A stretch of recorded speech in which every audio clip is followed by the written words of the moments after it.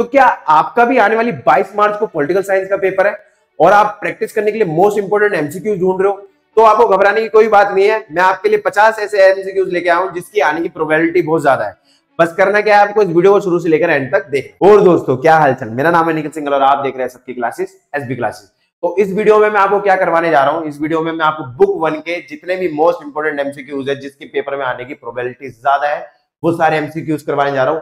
करना कुछ नहीं, आप वीडियो को 1.5x पे चलाओ, जहां जहां क्वेश्चन आएगा क्वेश्चन पे पोज करो, खुद से कॉपी पेन लेके बैठो और जहां आपको सही ऑप्शन लग रहा है उस पे टिक मारते हुए चलो और लास्ट में स्कोर अपना कैलकुलेट करके देखना कि किसके कितने स्कोर बने हैं और कमेंट सेक्शन में जरूर बताना, इससे मेरे को पता चलेगा कि कितने बच्चे इस क्लास में पढ़ रहे हैं और उसका कमेंट पिन करा जाएगा। जैसे मैं इसमें कुछ कुछ क्वेश्चन पूछूंगा, जिसने उस क्वेश्चन के जवाब दिए ना उसका मैसेज क्या करा जाएगा, कमेंट सेक्शन में पिन करा जाएगा।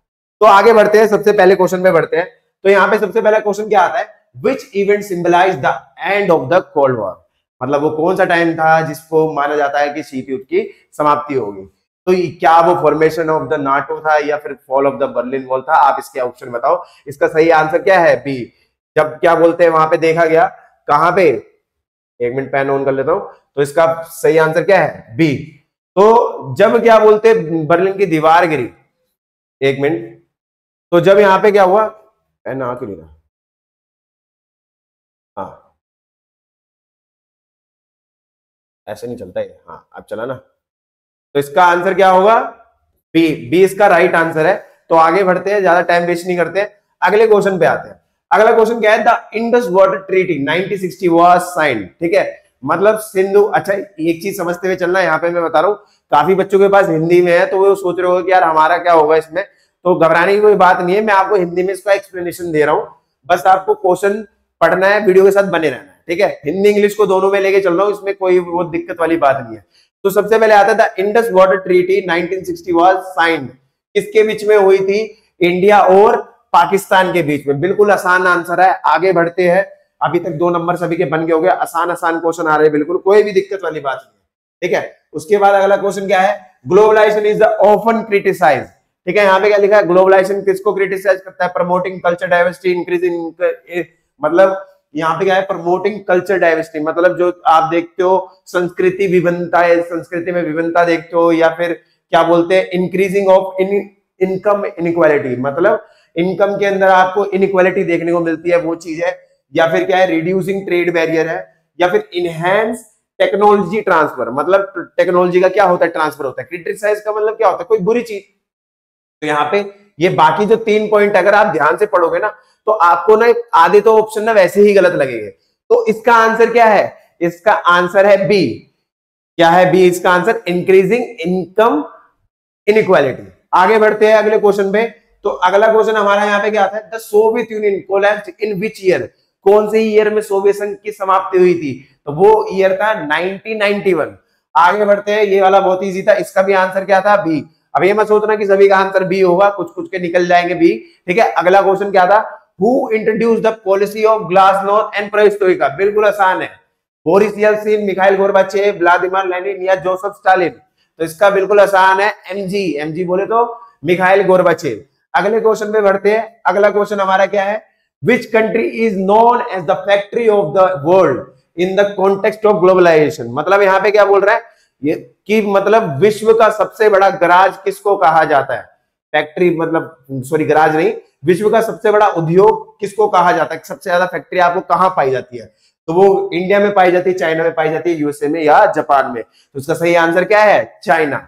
अगले क्वेश्चन में बढ़ते हैं। अगला क्वेश्चन यहाँ पे क्या है, which South Asian country has a constitution monarchy. देखो इसके अंदर ना 3 ऐसे ऑप्शन है, सॉरी 3 नहीं 2 ऐसे ऑप्शन है, नेपाल भूटान। तो काफी लोग सोच रहे होंगे, बताना नहीं था वैसे मेरे को, मैंने बट फ्लो में निकल गया। अच्छा अब आपको आंसर बताना है, इनमें से आंसर कौन सा होगा। तो देखो इसका आंसर क्या है, सी भूटान। नेपाल में भी रहा था मोनार्की का सिस्टम, कॉन्स्टिट्यूशन आया था, बट एक्चुअल में इसका आंसर क्या है, काफी लोग नेपाल सोच के बैठे हुए, बट इसका नेपाल नहीं है, इसका भूटान है आंसर। अगले क्वेश्चन में बढ़ते हैं। अगला क्वेश्चन क्या है, the Shimla agreement 1972 was signed. ठीक है, मतलब शिमला एग्रीमेंट किसके बीच में हुआ था, क्या वो चाइना के बीच में होता, पाकिस्तान के बीच में होता, बांग्लादेश के बीच में होता, नेपाल के बीच में होता। बहुत आसान है, ठीक है। तो इसके ऊपर मैं कोई रिस्पॉन्स नहीं करूंगा, आप खुद ही बताना इसका जवाब। उसके बाद अगला क्वेश्चन, ऐसे ही जो जो क्वेश्चन के जवाब देगा वीडियो के साथ बना रहेगा, उसी का कमेंट ही तो पिन होना है। तो फिर अगर सारे इजी इजी क्वेश्चन मैं बता दूंगा तो फिर आपका कमेंट पिन होने का मौका नहीं मिलेगा। आगे बढ़ते हैं। तो अगला क्वेश्चन क्या है, the UN security council has how many permanent member? 5, 10, 15, 20? बिल्कुल गलत, 5 इसका आंसर है। तो फिर 5वें आंसर पे क्या मार दोगे, टिक। अब बढ़ते हैं अगले क्वेश्चन पे। अगला क्वेश्चन क्या है, 12वां, which organization is responsible for global health issue? क्या वो यूनेस्को है, यूनिसेफ है, WHO है, IMF है? ये तो 9वीं क्लास का बच्चा भी बता देगा। इसका आंसर क्या है, WHO, वर्ल्ड हेल्थ ऑर्गेनाइजेशन। तो इसका आंसर क्या हो गया, सी। अब देख रहे हो जो लोग बी के चक्कर में बैठे थे ना कि सारे आंसर बी ही हो गए, उसका यहाँ पे क्या हो जाएगा, गलत हो जाएगा। अब उसके बाद अगले क्वेश्चन पे आते हैं। अगला क्वेश्चन क्या है, the Kargil war between India and Pakistan took place in 1997, 1998, 1999 या फिर 2000? तो इसका बिल्कुल सा सिंपल आंसर क्या है, 1999। 1998 को कोई एक बड़ी घटना हुई थी जिसके बाद इंडिया से भी लोग क्या होने लग गए, डरने लग गए। तो वो घटना क्या थी, उस घटना के बारे में बताओ। कि उसके बाद काफी लोगों ने ना इंडिया से अपना जो क्या बोलते हैं व्यापार है, व्यापार भी बंद कर दिया था काफी समय के लिए। इसके ऊपर एक मूवी भी बनी है, हिंट दे दी मैंने। आगे बढ़ते हैं। तो उसके बाद अगला क्वेश्चन आता है, ठीक है। अगला क्वेश्चन, एक मिनट देख लेता हूं, हाँ यही क्वेश्चन था। उसके बाद क्या है अगला क्वेश्चन, तो अगला 14वां क्वेश्चन आता है, which the following is the principal organ of the United Nation? United Nation का प्रिंसिपल ऑर्गन मतलब एक जो मेन ऑर्गन है वो कौन सा है? यूनाइटेड नेशन मतलब संयुक्त राष्ट्र संघ का मेन ऑर्गन कौन सा है? क्या वो वर्ल्ड WHO है या फिर IMF है या WTO है या सिक्योरिटी काउंसिल है? तो जिसने भी बुक पढ़ी होगी उसको पता है इसका आंसर क्या है, सिक्योरिटी काउंसिल है। और सिक्योरिटी काउंसिल में कितने स्थायी सदस्य होते हैं? 5 स्थायी सदस्य होते हैं जिनके नाम आप सभी को पता ही है। आगे बढ़ते हैं अगले, ठीक है। उसके बाद अगला क्या है, the Kyoto protocol is associated with, मतलब यहाँ पे क्या लिखा है, क्योटो प्रोटोकॉल क्यों रखा गया? बिल्कुल सिंपल बात मैं बता रहा हूँ, और पेपर में भी क्योटो प्रोटोकॉल ही आएगा, कुछ हिंदी में कुछ अलग मतलब नहीं है इसका। क्योटो प्रोटोकॉल का मतलब क्या है, क्योटो प्रोटोकॉल क्यों करा गया था, ठीक है। क्या बायोडाइवर्सिटी कन्वर्सन के लिए करा गया था? बायो मतलब जैव विविधताओं के वो उनका संरक्षण के लिए। और दूसरे में क्या बोल रहा है, क्लाइमेट चेंज, जलवायु परिवर्तन। तीसरा डी सर्टिफिकेशन, ठीक है, D certification, ozone layer depletion, मतलब ओजोन लेयर का क्या खराब होना, ये सारी चीज, ठीक है। तो इसका आंसर क्या है, बी। तो बी आंसर पे टिक मारेंगे, बी है क्लाइमेट चेंज। उसके बाद आते हैं अगले क्वेश्चन पे। तो अगला क्वेश्चन हमारा क्या है, the term McDonaldization is associated with, मतलब जो मैकडोनलाइजेशन है, मैकडोनलीकरण भी बोलते हैं इसको, ठीक है। तो ये इन चारों में से कौन सा ऑप्शन है? क्या वो इकोनॉमिक लिबरलाइजेशन है, क्या कल्चरल ग्लोबलाइजेशन है, क्या पॉलिटिकल अलायंस है, या आर्म्स रेस है? तो अगर आपको पता होगा तो मैकडोनलाइजेशन का मतलब क्या है, कल्चरल ग्लोबलाइजेशन, कि कल्चरल का क्या होना, ग्लोबलाइज होना। जैसे आपने बर्गर के बारे में सुना है, क्या बोलते हैं, आलू पैटी, वो सारी चीजें हैं, चाउमीन वगैरह, ये सारी चीजें जो आप आज के टाइम में खाते हो, वो सारी अलग अलग वैरायटी आज के टाइम में आपको देखने को मिल रही है। उसके बाद अगले क्वेश्चन पे आते हैं, 17वें क्वेश्चन पे, विच country is not a member of ASEAN? इनमें से कौन सी कंट्री है जो आसियान की सदस्य नहीं है?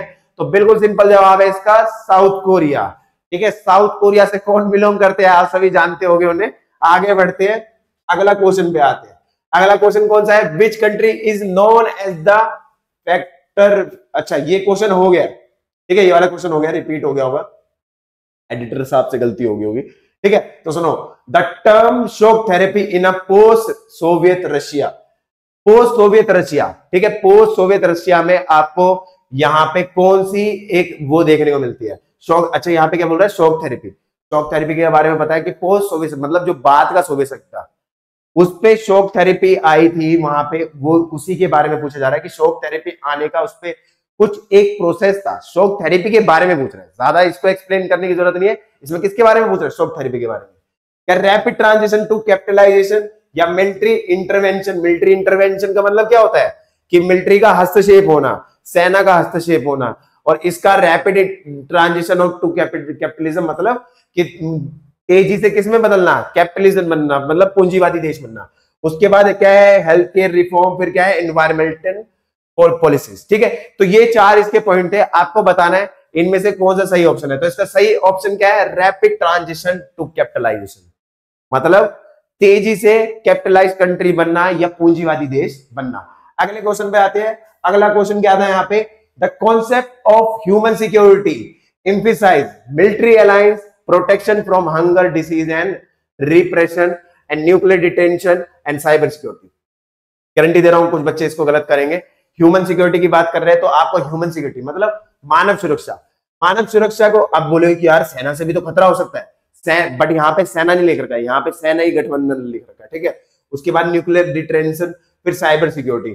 तो इसका सही जवाब कौन सा होगा, जिसने पढ़ा होगा बिल्कुल सही जवाब क्या बताएगा, इसका आंसर है B, protection from hunger, disease and repression. मतलब भूखमरी, ठीक है, और बीमारी, इन सब सिचुएशनों से छुटकारा मिलना। आगे बढ़ते हैं। अगला क्वेश्चन क्या है, अगला क्वेश्चन है the term carbon footprint refer to total greenhouse gas emitted by any entity, ठीक है। अच्छा एक चीज और बता रहा हूं कि एमसीक्यूज में ना एक तरीका होता है, एक ट्रिक होती है, ठीक है। वो ट्रिक क्या है, वो ट्रिक ये है कि अगर बाय चांस मान लो कि अगर आपको कोई भी ऑप्शन समझ में नहीं आ रहा ना, जो सबसे बड़ा ऑप्शन है, सबसे बड़ा ऑप्शन कौन सा दिख रहा है इसमें, ये, तो इसका ज्यादातर चांसेस होगा कि इसका आंसर क्या है ये। अब तुक्का नहीं मारना, तुक्का चलता है कहीं की जगह पे, तो ये मैं बता रहा हूं। अगर आपको आंसर समझ नहीं आ रहा कि क्या करना है, तो जो आपको एमसीक्यूज में सबसे बड़ा दिखे उस पर टिक मार देना, वो सही आंसर होगा। ये मैंने इंग्लिश के पेपर में भी ये बताया था काफी बच्चों को, और इंग्लिश के पेपर में भी उन्होंने जब करने गए थे तो उन्होंने भी यही चीज नोटिस करी कि ज्यादातर जो सही आंसर थे वो उसका क्या था, लंबे वाला आंसर था, ठीक है। तो इसका क्या है, total greenhouse gases emitted by entity, ठीक है। मतलब ग्रीन हाउस का क्या होना, ग्रीन हाउस गैसेस का इफेक्ट के बारे में बता रखी है। आगे बढ़ते हैं 22वां क्वेश्चन। ये आया हमारा 22वां question, the veto power in the union UN security council can be exercise by. मतलब यहां पे बोल रहा है जो वीटो पावर है वो यूएन के सिक्योरिटी काउंसिल, मतलब यूएन के, मतलब संयुक्त राष्ट्र संघ के सुरक्षा परिषद, ठीक है, कैन बी एक्सरसाइज, मतलब वो उसका यूज कर सकते हैं। वीटो पावर का यूज कौन कर सकते हैं, संयुक्त राष्ट्र संघ के सिक्योरिटी काउंसिल के, सिक्योरिटी काउंसिल मतलब सुरक्षा परिषद के सदस्य कर सकते हैं। तो इनमें से क्या है, क्या all member of states, only permanent member, non permanent member, the security general. तो इसका सही आंसर है, बचपन में पढ़ते आ रहे हो, अभी भी तुम यही चीज पढ़ रहे हो, इसका आंसर क्या है, बी, ठीक है। तो काफी लोग सोच रहे हो आसान क्वेश्चन आ रहे हैं, अभी रुको थोड़ा टाइम दो। अगर अभी तक आपके सारे सही जा रहे हैं, इसका मतलब आपकी पढ़ाई थोड़ी अच्छी हो रखी है, आपने किताबों पे थोड़ा बहुत ध्यान दिया। नहीं हुआ है तो काम करने की जरूरत है। आगे बढ़ते हैं। 23वां क्वेश्चन क्या है, the policy of glass note. कौन लाया था policy of glass note, sorry यहाँ पे ये बोला है the policy of glass note. Glass note है क्या, ग्लास नोट पेरोस्त्री का, ग्लास नोट का मतलब एक्चुअल में है क्या, इकोनॉमिक रिस्ट्रक्चर, पॉलिटिकल ओपननेस, या मिलिट्री एक्सपेंशन, या फिर एनवायरमेंटल रिफॉर्म्स। तो बताओ इसका ऑप्शन क्या होगा। या अगर जिसने एंड ऑफ द बायोलॉजी तुम्हारी चैप्टर फर्स्ट बुक से, अगर आपने एक चीज नोटिस करी होगी, ज्यादातर क्वेश्चन किससे आ रहे हैं, चैप्टर फर्स्ट से आ रहे हैं। तो एमसीक्यूज के लिए चैप्टर फर्स्ट को अच्छे करके जाना, ठीक है। तो यहाँ पे 4 ऑप्शन है, बहुत इजी क्वेश्चन है, ये भी मैं आपके ऊपर छोड़ के जाता हूं, कमेंट सेक्शन में जरूर बताना। 2 एमसीक्यूज है, दोनों के बारे में बताओगे तो पता चलेगा कि कितने लोग ऐसे हैं जो क्लास में कंसिस्टेंट है, ठीक है। आगे बढ़ते हैं। 24वां क्वेश्चन। 24वां क्वेश्चन कौन सा है, cultural homogenization is the criticize of globalization because it, मतलब वैश्वीकरण को आलोचना करता है कौन, होमोजेनाइजेशन। होमोजेनाइजेशन मतलब समारूपता, मतलब सेम चीज है। अब बताओ यहाँ पे क्या है, रिड्यूस कल्चर डाइवर्सिटी, ठीक है। तो और फिर क्या है, प्रमोट लोकल ट्रेडिशन, मतलब यहाँ क्या कर रहा है, लोकल ट्रेडिशन को प्रमोट करना, इंक्रीजिंग इन इनकम। अब पता है कुछ लोग देख रहे होंगे कि यार इसका आंसर क्या होगा, सी। तो इसका आंसर सी नहीं है, जिसने ऑप्शन पढ़ा हो ना, अरे भाई यही तो आ गया, इंक्रीजिंग इनकम इनइक्वालिटी। तो यहाँ पे क्वेश्चन अलग पूछ रखा है, वहां पे क्वेश्चन अलग पूछ रखा है, दोनों क्वेश्चनों को समझो, ठीक है। तो यहाँ पे पूछ रखा है कल्चरल होमोजेनाइजेशन की बात कर रही है, ना कि यहाँ पे और किसी चीज की, कल्चर की बात कर रहे हैं। तो कल्चर के में कल्चर से रिलेटेड टॉपिक आएगा। आज के टाइम में क्या हो रहा है, आज के टाइम में आप ये देख रहे हो कि ज्यादातर लोग वेस्टर्न हो गए, वेस्टर्न कपड़े पहन रहे हैं। जैसे हमारा जो पुराना स्टाइल था वो कौन सा था, धोती कुर्ता वगैरह था। कह रहे सर जी फिर कल से धोती कुर्ता में आओ, नहीं मैं तो बता रहा हूं आपको जैसे, ठीक है। तो इसका आंसर क्या था, जैसे कल्चरल होमोजेनाइजेशन के ऊपर बात हो रही है, तो इसका आंसर क्या होगा, ए, रिड्यूस कल्चर डाइवर्सिटी। जैसे हमारे इंडिया में पहले बहुत ज्यादा, इंडिया क्या पूरे वर्ल्ड में बहुत ज्यादा डाइवर्सिटी थी कपड़ों के मामले में, लेकिन आज के टाइम में जो कपड़ों का ट्रेंड फॉलो हो रहा है वो सिर्फ और सिर्फ वेस्टर्न कल्चर का ही हो रहा है, ठीक है। वो क्यों हो रहा है, क्योंकि यहाँ पे क्या हो रहा है, कल्चरल होमोजेनाइजेशन हो रहा है। पहले अलग अलग क्या थे, कपड़ों के स्टाइल थे, लेकिन अब क्या हो रहा है, कल्चरों का होमोजेनाइजेशन हो रहा है, मतलब कल्चर एक जैसे हो रहे हैं, समारूपता, ठीक है, उनका जुड़ाव होना। बट इसके एडवांटेज भी है, बट यहाँ पे क्रिटिसिज्म बताया। एडवांटेज ये बोल सकते हो कि नए नए टाइप के वेरिएशन आ गए हैं कपड़ों में, जैसे कुर्ते के ऊपर लोग जींस भी डाल लेते हैं, तो आपने देखा होगा, ये सारी चीजें है। उसके बाद अगला क्वेश्चन आता है 25वां, the UN security council has permanent member, कितने हैं, शायद ये रिपीट हो गया है, तो ये ठीक है, इसका जवाब दे ही दोगे अगर क्लास में अभी तक है। उसके बाद आता है 26वें क्वेश्चन में, the nuclear non proliferation treaty NPT aims to promote nuclear energy. देखो इसमें पहला पॉइंट तो वैसे ही कट गया, यहां पे क्या कह रहा है, प्रमोट न्यूक्लियर एनर्जी, तो न्यूक्लियर एनर्जी वाला पॉइंट तो वैसे ही कट गया, तो ए ऑप्शन तो नहीं होगा। अब उसके बाद बचे हैं 3 ऑप्शन, ठीक है, वीडियो को पॉज करके तब जवाब देना, ऐसे नहीं कि आप वीडियो आगे बढ़ा दिए फिर लास्ट में बोलोगे सर जी हमारे 50 में 50 आया, ऐसा नहीं होना चाहिए। तो इसीलिए इसलिए मैं यहां पे बोल रहा हूं, nuclear non proliferation treaty aims to, मतलब जो न्यूक्लियर नॉन एनपीटी जो आई थी, परमाणु अप्रसार संधि, ये क्यों आई थी, ठीक है, तो इसके बारे में बता रहा है यहाँ पे। तो यहाँ पे बोल रखा, देखो इसका आंसर कौन सा सही होगा, ban all weapons, support military alliance, इसका आंसर होगा बी, ठीक है। अच्छा एक पैटर्न ये भी होता है, एक चीज समझो, अब जैसे आपने इस पैटर्न में नोटिस करा कि ज्यादातर के आंसर क्या आ रहे हैं, बी आ रहे हैं। आपने एक पेपर एनालाइज करा, जितने आपसे एमसीक्यूज बन गए आपने बना लिए, उसके बाद आपने देखा कुछ कुछ एमसीक्यूज है जो आपको समझ में नहीं आ रहे, तो पता क्या करना, उसमें नोटिस करना, उस पूरे पैटर्न में नोटिस करना कि कितने ऐसे क्वेश्चन है जो सेम, कौन से ऐसे जो रिपीट कर रहे हैं। जैसे आपने यहाँ पे क्या देखा, सबसे ज्यादा क्या रिपीट कर रहा है, बी रिपीट कर रहा है, तो आपने किस पे टिक मार दिया, बी में। पेपर में ऐसे करना है, अगर आता नहीं है तो नहीं आता तो उसके लिए कुछ ना कुछ तो बेहतर ही रहेगा ना, ऐसा नहीं कि किसी पे भी तुक्का मार दिया, ठीक है। और अब देखो एक चीज ये भी है कि अगर मान लो बी आंसर नहीं हुआ तो फिर क्या होगा, फिर ये देखना बी से, जैसे पूरे मतलब एमसीक्यूज के पेपर में सबसे ज्यादा रिपीट कौन सा हो रहा है, फिर आप देखोगे सबसे ज्यादा रिपीट हो रहा है ए, तो फिर आप किस पे टिक मारोगे, ए पे। आगे बढ़ते हैं, ज्यादा टाइम नहीं, और एक चीज तो मैंने आपको बताई दी, जो सबसे लंबा होगा वही क्या होगा, आंसर होगा, तो सबसे लंबा ये था, तो इसका आंसर क्या हो गया, ये हो गया। आगे बढ़ते हैं, अगले क्वेश्चन पे आते हैं। अगला क्वेश्चन क्या है, WTO promotes world trade organization, नाम सुनते ही पता चल गया पैसे से रिलेटेड बात है, तो ठीक है, ये बोल रहा है कि किसको प्रमोट करता है, मतलब किस चीज का प्रसार करता है या फिर वो उसको प्राथमिकता देता है। तो क्या वो कल्चर डाइवर्सिटी को देता है, नहीं, ये कट गया, ये कट गया, ये कट गया, बचा कौन सा, बी, ट्रेड लिबरलाइजेशन, मतलब वो किसको प्रमोट करता है, व्यापार को, मतलब व्यापार का लिबरलाइजेशन करने के लिए बोलता है।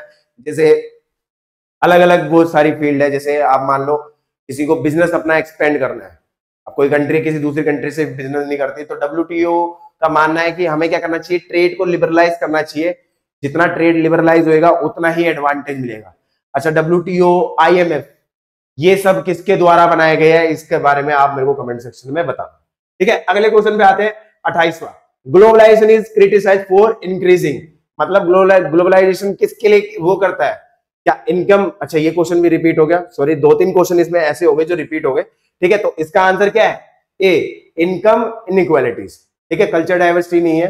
कल्चर डाइवर्सिटी तो क्या बोलते हैं, ग्लोबलाइजेशन की वजह से क्या देखने मिलता है, कल्चर डाइवर्सिटी खत्म होती जा रही है, कल्चरल होमोजेनाइजेशन हो रहा है, ठीक है, ये चीज होगी। आगे बढ़ते हैं, उसके बाद क्या है, which ASEAN principle emphasize non interference in internal affair of member state, ठीक है। तो यहां पे क्या बोल रहा है कि कौन सा आसियान का, मतलब आसियान के बारे में बता रखा है कि आसियान जो है इनमें से कौन सा मतलब इंटरनल अफेयर में फॉलो करता है वे में।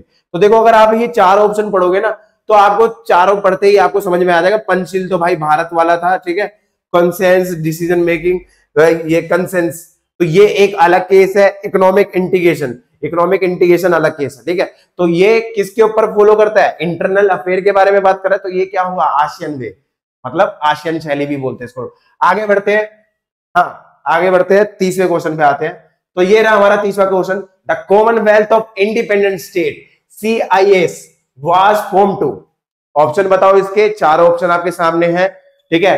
प्रमोट कम्युनिज्म ग्लोबली, कम्युनिज्म मतलब जिसके ऊपर कौन बेस्ड था, सॉरी USSR, सोवियत संघ भी बोलते हैं, हाँ। उसके बाद क्या है, B, facilitate cooperate among post Soviet state, तो इसका आंसर क्या है, बी सही है, कि वो क्या करना चाहता था, जितने भी बाद के सोवियत स्टेट थे जो अलग हुए सोवियत संघ से, वो सारे देश क्या चाहते थे, अब वो चाहते थे एक दूसरे को क्या करे, कोऑपरेट करे, मतलब एक दूसरे के सहयोग करे, हेल्प करे ग्रोथ करने में।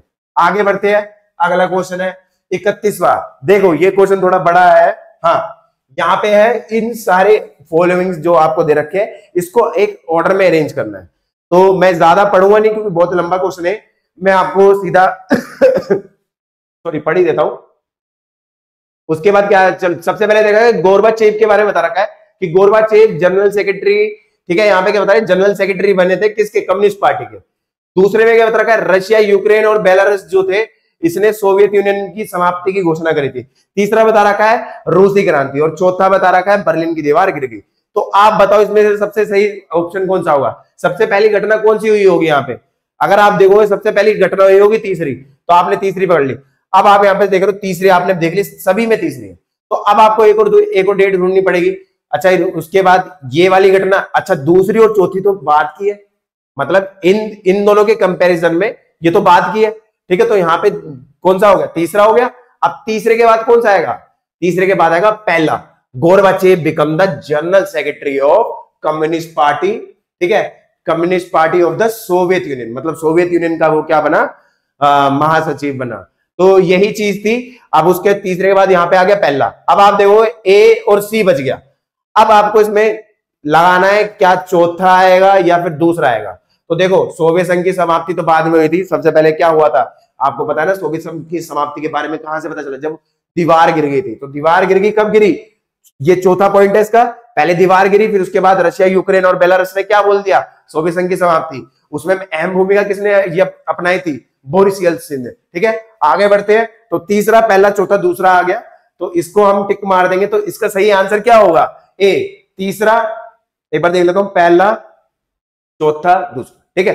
तो हाँ इसका आंसर क्या होगा, सही ए। आगे बढ़ते हैं 32वें क्वेश्चन पे आते हैं। 32वां question, the president of which central Asian republic appointed themselves to a power, ठीक है। यहां पे किसकी बात कर रहे हैं, ठीक है। तो हाँ यहाँ पे इस क्वेश्चन में क्या कह रखा है, इस क्वेश्चन में कह रखा है कि एक वो क्या बोलते हैं, ये तुम्हें सेंट्रल एशिया की सारी कंट्रियां बता रखी है। इन सेंट्रल एशिया की कंट्रियों में जैसे ये वाली कंट्री हो गई, ये वाली कंट्री हो गई, एक मिनट चल नहीं रहा है, थोड़ी सी इंक खत्म हो गई होगी, सॉरी मैंने पैन चालू ही नहीं करा, एक मिनट को, ठीक है। ये कंट्री हो गई, ये कंट्री हो गई, ये कंट्री हो गई, ये कंट्री हो गई। तो चारों में से सही कौन सा ऑप्शन है, चारों में से सही, हाँ तजाकिस्तान या कजाकिस्तान है, या तुर्कमेनिस्तान या उज्बेकिस्तान है। तो इसका ना तो ए है, ना तो बी है, ना तो डी है, इसका आंसर क्या है, तुर्कमेनिस्तान। तो ये भी गलत, ये भी गलत, ये भी गलत। अजरबैजान कहीं और पड़ता है। मैप, जिसने मैप की थोड़ी बहुत जिसको नॉलेज होगी ना, उसके लिए क्वेश्चन क्या होगा, आसान होगा। आगे बढ़ते हैं, अगले क्वेश्चन पे आते हैं। तो अगला क्वेश्चन क्या है, the president of which central Asian republic appointed themselves to power. ये वाला क्वेश्चन हो चुका है क्या, एक मिनट को, आगे हुआ था नहीं हुआ था, प्रेसिडेंट ऑफ, हाँ ये हो गया है, सॉरी मिस्टेक हो गई होगी हल्की सी। In which year did India and China sign the Panchsheel agreement. इनमें से कौन सा सिस्टम था जब पंचशील एग्रीमेंट साइन करा गया था। क्या पंचशील एग्रीमेंट किसके बीच में हुआ था, यहाँ पे इंडिया और चाइना के बीच में। शायद मैंने पहले गलत बता दिया थोड़ा सा, शुरू में इंडिया पाकिस्तान बोल दिया था, इंडिया पाकिस्तान नहीं था, वहां पे क्या था, इंडिया और चाइना। थोड़ा फ्लो में चल रहा हूं तो फ्लो में ध्यान रखना कि थोड़ा बहुत इधर उधर हो जाता है, बट अभी तक जो बताया वो सारी चीजें सही है। तो सुनो उसके बाद क्या है, in which year did India and China sign the Panchsheel agreement. 1950, 1952, 1954 या 1956। आपको पता होगा अप्रैल में हुआ था ये, कब, 1954 में। ये पता होना चाहिए क्योंकि ये बहुत इंपॉर्टेंट है। इसके बाद भी क्या बोलते हैं, वो किसके बीच में हुआ था, ये जाओ एलाई और जवाहरलाल नेहरू के बीच में, ठीक है। तो ये पता होना चाहिए आपको, ये बहुत इंपॉर्टेंट डेट है। और इसके बाद इन्होंने समझौते करे, समझौते करने के कुछ ही टाइम बाद, मतलब ये लगा लो 54 में करा, उसके 6 और 5 11 साल बाद ही इन्होंने अपने रंग दिखा दिए, ठीक है। तो अगले क्वेश्चन में बढ़ते हैं। अगला क्वेश्चन यहाँ पे क्या है, where was the Afro Asian conference held in 1995। बहुत इजी क्वेश्चन है, कुछ नहीं है इस क्वेश्चन में, समझाने की जरूरत भी नहीं है, ठीक है। एफ्रो एशियाई सम्मेलन कहां हुआ था 1955। बहुत इजी क्वेश्चन है, अगले क्वेश्चन में, ठीक है। तो इस क्वेश्चन को भी आप मेरे को कमेंट सेक्शन में बताना। अगले क्वेश्चन का है ये, विच one of the following country ठीक है, यहाँ पे क्या बोल रहा है, विच one of the following country is not a founder member of ASEAN. इनमें से कौन सी ऐसी कंट्री है जो फाउंडर मेंबर नहीं है, मतलब संस्थापक नहीं रही है। शायद ये क्वेश्चन भी रिपीट हो गया, तो देख लो ये क्वेश्चन रिपीट क्यों हो रहे हैं, क्योंकि मैं क्या बोलते हैं, ये क्वेश्चन पेपर वगैरह और जो भी जहां से सारी भी सिचुएशन थी वहां से ये सारी चीजें देखी थी, तो हो सकता है थोड़े बहुत मिसमैनेज हो गया है चीजों का, बट कोई बात नहीं। इसका ऑप्शन क्या होगा आप बता देना। चलो दो, मतलब आपको 4 नंबर तो फ्री के मिल गए। अगर जिसने शुरू में 4 गलत कर दिए वो शुरू बाद में 4 सही हो सकता है, ठीक है, तो गलती सुधारने का मौका मिल गया। आगे बढ़ते हैं 37वां, ये अच्छा क्वेश्चन है, इसमें सारे फैलेंगे, ठीक है। उसके बाद क्या है, arrange the following rulers. Pakistan के जितने भी फॉलोइंग मतलब जो भी रूलर्स रहे थे उन सबको एक अरेंजिंग ऑर्डर में सेट करना है कि सबसे पहले कौन आया था, उसके बाद कौन आया था, उसके बाद कौन आया था, उसके बाद कौन आया, ठीक है। तो यहाँ पे देखो, यहाँ पे क्या बता रखा है, जनरल जिया उल हक, फिर उसके बाद है बेनजीर भुट्टो, जनरल मुशर्रफ, फिर जुल्फिकार अली भुट्टो। तो अगर आपको पता होगा यहाँ पे सबसे पहले पावर में कौन आया था, जुल्फिकार अली भुट्टो, ठीक है, इलेक्शन वगैरह से। उसके बाद उसका मिलिट्री coup किसने करा, जनरल जिया उल हक ने। फिर जनरल जिया उल हक को उसको जनरल जिया उल हक के बाद कौन आया, बेनजीर भुट्टो, और फिर बेनजीर भुट्टो का भी साथ भी क्या हुआ, मिलिट्री coup किसने करा था, मुशर्रफ ने। तो देख क्या होना चाहिए आंसर, चौथा, पहला, फिर उसके बाद कौन सा था, बेनजीर, दूसरा, तीसरा। तो इसका होना चाहिए चौथा, पहला, दूसरा, तीसरा। तो इसका आंसर सही क्या है, ए। तो अगर अभी तक सारे सवाल सही जा रहे हैं तो इसका मतलब आपकी तैयारी बहुत अच्छी है। आगे बढ़ते हैं, अगले क्वेश्चन पे आते हैं। Which one of the following is not consider as a new source of the threat to the security. मतलब ऐसा बोला जा रहा है इस क्वेश्चन में कि इनमें से ऐसा कौन सा पॉइंट है जिसको एक नया सोर्स ऑफ थ्रेट नहीं बोलेंगे, एक नया खतरा नहीं बोलेंगे, किसके लिए, सुरक्षा के लिए। क्या टेररिज्म को बोलेंगे, हाईजैकिंग को बोलेंगे, यूज ऑफ ड्रोन का बोलेंगे, या वॉर को बोलेंगे। तो आपको पता है वॉर तो बहुत पहले से भी पुरानी टाइमों से चलती आ रही है वॉर। अगर आप देखोगे पहले भी होते थे, महाराणा प्रताप वगैरह ये सब आपने स्टोरी सुनी होगी, उनके टाइम में भी युद्ध होते थे। तो युद्ध एक पुरानी सिचुएशन है, तो इसका आंसर सही क्या होगा, डी। अगले क्वेश्चन पे बढ़ते हैं। अब आ गया एसएससी रीजन, ठीक है, देखते हैं एसएससी रीजन में कितने लोग सही जाते हैं। तो देखो इसमें क्या बता रखा है, an alliance is a collision of a state that coordinate their action to deter and और डिफेंड अगेंस्ट मिलिट्री अटैक। मतलब इसके अंदर क्या रखा है कि जो गठबंधन होता है ना, गठबंधन क्यों बनाया जाता है, गठबंधन के रीजन बता रखा है कि जो गठबंधन बनता है ना किसी भी देशों के बीच में, वो इसलिए बनता है ताकि वो क्या कर सके, खुद की सुरक्षा कर सके, किससे, मिलिट्री अटैक। मान लो कोई दूसरा देश उस पर मिलिट्री अटैक ना करते। अब जैसे आपको पता होगा यूक्रेन के बारे में, यूक्रेन ने नाटो के साथ, अमेरिका के साथ जुड़ रहा था, तो अमेरिका के साथ जुड़ रहा था, तो फिर वहां पे से हमला कौन करने लग गया, रशिया हमला करने लग गया, किसके ऊपर, यूक्रेन के ऊपर। तो यूक्रेन, ये अभी का प्रेजेंट टाइम का बता रहा हूं, कुछ लोग बोलेंगे कि यार बुक में तो नहीं है, ठीक है। तो यूक्रेन जो है, अब यूक्रेन यहाँ पे क्या कर रहा है, अपने आप को प्रोटेक्ट करने के लिए अमेरिका से मदद मांग रहा है, क्योंकि अमेरिका से जुड़ना चाहता था वो, ठीक है। तो अमेरिका उसको यहाँ पे क्या कर रहा है, मिलिट्री एड प्रोवाइड करवा रहा है। तो समझ रहे हो, तो ये क्या हो गया, डिफेंड कर पा रहा है वो अपने आप को, किसके खिलाफ, मिलिट्री अगेंस्ट के खिलाफ, मिलिट्री अटैक के खिलाफ, ठीक है। उसके बाद क्या, countries form alliances to increase their effective. क्या इसका पहले बताओ ए सही है, हाँ इसका ए बिल्कुल सही है। उसके बाद आता है countries form alliance to increase their effective power relative to another country और अलायंस। यहां पे भी वही बात बता रखी है, बिल्कुल सेम बात है, कुछ अलग नहीं है। कि इसमें बता रखा है कि जो देश है वो अलायंस में इसलिए जुड़ते हैं ताकि वो alliance to increase their effective power relative, ठीक है, मतलब वो अपनी ताकत को और बढ़ा सके, किसके कंपैरिजन में, अदर कंट्री के कंपैरिजन में। तो यूक्रेन से अमेरिका जुड़ना क्यों चाहे, इसलिए तो जुड़ना चाहे ताकि वो ताकतवर बन जाए, और ताकतवर बन जाए, अच्छा ताकतवर बन जाएगा तो इससे उसको बेनिफिट क्या होगा। मैं यहाँ पे किसकी बात कर रहा हूं, यूक्रेन की। तो यूक्रेन अगर अमेरिका से जुड़ जाएगा तो उसको यहाँ पे बेनिफिट क्या होगा, उसको बेनिफिट ये होगा कि वो रशिया से ताकतवर हो सकता है, क्योंकि अमेरिका उसको फिर मिलिट्री एड वगैरह ये सारी चीजें प्रोवाइड करवाएगा, जैसे कि आप अभी ये सब देख लो, ठीक है। तो इसका ए भी सही है, आर भी सही है। अच्छा एक चीज और बता रहा हूं, एसेसरी रीजन में ना आपको ना ये ऑप्शन याद होने चाहिए कि पहला ऑप्शन है ए भी सही है, आर भी सही है, और रीजन भी सही दे रहा है। बी में क्या दे रखा है, ए सही है, आर भी सही है, लेकिन रीजन गलत दे रहा है, ठीक है।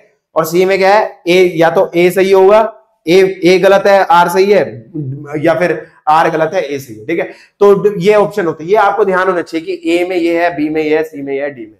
तो मैंने वो पढ़ा, मेरे को दोनों रिलेटेबल लगे, इसका सीधा सीधा आंसर क्या हो गया, ए। अगले क्वेश्चन पे बढ़ते हैं। अगला क्वेश्चन क्या है यहाँ पे 40वां क्वेश्चन आपकी स्क्रीन के ऊपर, these war considerable unease in Indo US relation during the 1950s because, मतलब ये बोल रहा है कि ये एक रीजन था, कौन सा रीजन, जिससे इंडो मतलब इंडिया और यूएस के बीच में संबंध खराब हो गए थे। कौन सा रीजन था? सोवियत यूनियन इन्वेड हंगरी, क्या ये रीजन हो सकता है? या फिर ये हो सकता है India was a not a member? जल्दी बताओ फटाफट। ठीक है, तो इसका आंसर सही क्या होगा? A, India had a growing partnership with the Soviet union, मतलब सोवियत यूनियन से वो क्या हो रहा था, जुड़ रहा था। अब कुछ लोगों का टिक क्या मार दिया होगा बी को, कि सोवियत यूनियन में इन्वेड कर दिया। सोवियत यूनियन ने किस में इन्वेड कर दिया था? हंगरी में। तो हंगरी में अगर बाई चांस उन्होंने इन्वेड भी करा है तो इसमें पूरा क्लेरिफिकेशन नहीं दिया। इस पॉइंट में क्या दे रखा है? पूरा क्लेरिफिकेशन दे रखा है। समझ रहे हो मेरी बात को? आगे बढ़ते हैं। आगे बात क्या है? ठीक है, हाँ, which two republics of Russia have had a violent secessionist movement.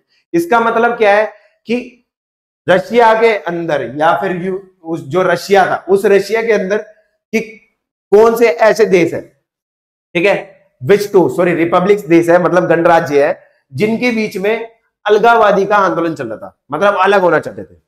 तो क्या वो चेचन्या है, अजरबैजान है, क्रोएशिया, उज्बेकिस्तान है, दागिस्तान, क्रोएशिया है? तो इसका सही आंसर है क्या? सी, चेचन्या और दागिस्तान। दागिस्तान से एक फेमस बॉक्सर आता है जिसका नाम क्या है? खबीब। ठीक है, मेरे को जैसे दागिस्तान सुनता हूं तो उसका नाम याद आ जाता है। सुनो, तो अगला क्वेश्चन क्या है? 42वां question, balance of power requires countries to, ठीक है, मतलब बैलेंस ऑफ पावर होता क्या है? तो बैलेंस ऑफ पावर में आपको ये 4 पॉइंट दे रखे हैं कि ठीक है, ये 4 पॉइंट्स है। इसमें क्या है? Give up certain kind of weapon. Balance of power का मतलब क्या होता है? शक्ति संतुलन। इसको हिंदी में क्या बोलते हैं? शक्ति संतुलन। शक्ति संतुलन एक्चुअल में होता क्या है? शक्ति संतुलन ये होता है कि हम अपनी शक्ति का संतुलन बना के रख रहे हैं। मेंटेन, या फिर ये पढ़ो, अब देखो, maintain a favourable balance with other country, या फिर क्या है? Coordinate their action to defend against a military. तो इनमें से कौन सा ऑप्शन हो सकता है? क्या सभी तरह के व्यापार, वो जो हथियार है उनको गिव अप करना, या फिर क्या बोलते हैं regulate acquisition and develop of weapons, मतलब हथियार खरीदना और उनका प्राप्त करके उनका अच्छा करना, ये हो सकता है, या फिर coordinate their action to defend against the military attack, या लोगों के साथ कोऑर्डिनेट करना ताकि वो किसके खिलाफ लड़ सके? मिलिट्री अटैक के खिलाफ लड़ सके, या maintain a favourable balance with other country, मतलब क्या बोल रखा है? अपने संबंध अच्छे कर सके। क्या लिखा है? मेंटेन अ फेवरेबल बैलेंस, मतलब क्या कर रहा है? फेवरेबल मतलब कि एक ऐसा बैलेंस साध के चलना है जिससे जो कंट्री है, अदर कंट्री है, उनके साथ हमारा संबंध बिल्कुल ठीक ठाक चलता रहे। ठीक है, उसकी बात कर रखी है। तो आपके पास 4 ऑप्शन है, 4 ऑप्शन में से आपको जवाब देना है। इसका भी कमेंट सेक्शन में देना है, देखता हूं, और एक्सप्लेनेशन के साथ देना है। ये नहीं कि आपने ABCD बोल दिया, एक्सप्लेनेशन के साथ देना, तभी पता चलेगा कि आप कितना अभी पढ़ रहे हो। ठीक है, उसके बाद अगला क्वेश्चन आता है 43वां, मैच लिस्ट, मतलब वही है, पहली लिस्ट को दूसरी लिस्ट से मैच करना है। तो देखो, सबसे पहले क्या दे रखा है? Kyoto protocol. क्योटो प्रोटोकॉल किससे जाके जुड़ जाएगा? क्योटो प्रोटोकॉल मैंने बताया था ग्रीन हाउस गैसेस का इमिशन, मतलब इसका क्या था? जो ग्रीन हाउस गैसेस बढ़ रही है उसको क्या करना? कम करना, उसको रोकना। तो ये किससे जुड़ गया? पहला तीसरे से जुड़ गया। अब देखो, पहला तीसरे में किस में दिख रहा है? किसी में नहीं दिख रहा, सिर्फ ए में दिख रहा है। तो ए पे क्या कर देंगे? हम टिक मार देंगे। आगे बढ़ते, ये वाला MCQ भी हमारा हो गया। अब आ गया हमारा 44 में फिर से आ गया, क्या बोलते हैं? Accessory reason. Oil continue to be the most important resource in a global strategy. ठीक है, यहाँ पे क्या बोल रखा है कि एक वैश्विक रणनीति में आपको क्या देखने को मिला? जो ऑयल है वो एक सबसे बड़ा रोल निभाता है। ठीक है, वो बहुत ज्यादा जरूरी संसाधन है, ये चीज बता रखा है। The nation wealth associated with oil generate, वो क्या लिख रखा है? जनरेट्स पॉलिटिकल स्ट्रगल, मतलब ये चीजें है ना, मतलब ये जो वेल्थ है ऑयल से देखने को मिलती है, इससे आपको ये भी देखने को मिलता है कि पॉलिटिकल स्ट्रगल बहुत ज्यादा की होने की सिचुएशन। मतलब समझ में आया? पहले में क्या बोल रखा है कि जो तेल होता है, तेल के आने की वजह से, तेल एक बहुत जरूरी संसाधन है। ठीक है, सभी देश, पूरे वैश्विक स्तर पर, और तेल की वजह से आपको क्या देखने को मिलता है? एक क्या होता है? पॉलिटिकल स्ट्रगल, मतलब राजनीतिक प्रतिस्पर्धा होने लग जाती है। और ये चीज ए का आर क्या दे रहा है? बिल्कुल सही रीजन दे रहा है। तो इसमें क्या होगा? ए होगा, बी होगा, सी होगा, डी होगा। तो इसका आंसर क्या होगा? ए होगा। अब आगे बढ़ते हैं, क्योंकि ये जो लाइन है वो इसका एकदम अप्रोप्रिएट, अब वो क्या बोलते हैं, एक्सप्लेनेशन दे रही है। आगे बढ़ते हैं 45वें क्वेश्चन पे। ठीक है, पहला है यूरोपियन करेंसी। ठीक है, अब वही है, मैच करने वाला है। तो देखो, मैंने यूरोपियन करेंसी देखी तो मेरे को तुरंत दिमाग में याद आया यूरो। तो पहले का क्या से हो गया? तीसरे से। ढूंढो यहाँ पे पहले के तीसरे कितने में देखने को मिल रहे हैं? पहले से तीसरे में ए और बी में देखने को मिल रहा है। तो ए और बी में देखने को मिल रहे हैं पहले का तीसरा यूरो। ठीक है, तो पहले का तीसरा यूरो हो गया। अब उसके बाद दूसरा ढूंढो, special economic zone. Special economic zone किसको कहते हैं? क्या बोलते हैं इसको हिंदी में? विशेष आर्थिक क्षेत्र। क्या बोलते हैं? विशेष आर्थिक क्षेत्र। तो विशेष आर्थिक क्षेत्र इनमें से किसको कहते हैं? मतलब किसने ऐसा था विशेष आर्थिक क्षेत्र जो लाया था? तो देखो, ये थोड़ा इसके साथ हो गया, बट ये क्या बोलते हैं, विशेष आर्थिक क्षेत्र का क्या है? चाइना। ठीक है, तो उसके बाद ये आ गया चाइना। तो आप देखो, तीसरा और चौथा इसमें ही देखने को मिल रहा है, बाकी किसी में नहीं देखने को मिल रहा। तो इसका आंसर सही क्या होगा? इसका आंसर सही होगा 45। आगे बढ़ते हैं अगले क्वेश्चन पे। अरे in the following event in the chronological, ठीक है, वही चीज है कि बता रहा है इसको तुम्हें क्रोनोलॉजिकल। एक मिनट, गला सूख गया, काफी देर से बोल रहा हूँ, पानी पी लेता हूँ।